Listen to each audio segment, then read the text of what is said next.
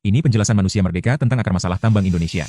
Kasus Raja Ampat ini hanyalah puncak gunung es masalahnya. Rekayasa Jokowi untuk memasukkan tambang ini di bawah agar lepas dari pengawasan, itu izinnya bukan dari Menteri Pertambangan. Puncak rekayasa tambang untuk mengambil alih tambang, untuk menyerahkan tambang ke Cina, itu Marwali. Supaya publik paham ya, kita bicara dulu lah kenapa terjadi Raja Ampat. Jadi saat itu, Marwali itu izinnya lewat Kementerian Perindustrian. Dengan alasan hilirisasi, sehingga tidak melalui Sudirman Said dan Said Didu. Itu yang dilakukan oleh menteri yang sangat berkuasa tadi. Dan lihat, pejabat-pejabat kawasan industri Marwali itu adalah bekas Dirjen Perindustrian.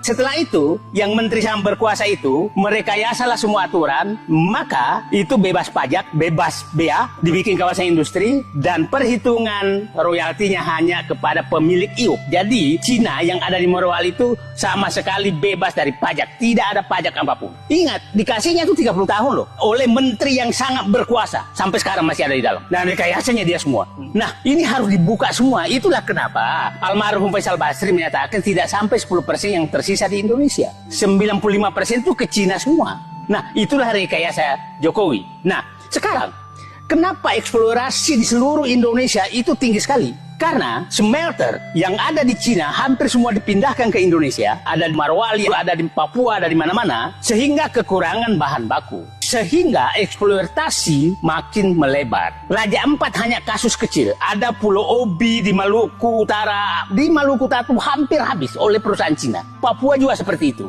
Nah, ini menurut saya Pak Jokowi harus bertanggung jawab. Jadi Pak Jokowi itu harus bertanggung jawab terhadap kejadian Raja Ampat.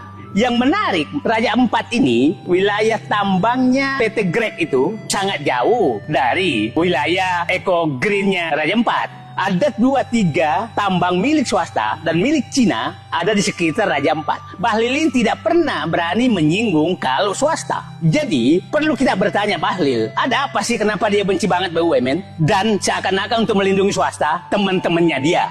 Raja Ampat itu adalah petunjuk bahwa ada masalah yang sangat besar di pertambangan yang dilakukan oleh Joko Widodo. Maka menurut saya Pak Prabowo membentuk tim audit untuk pertambangan segera.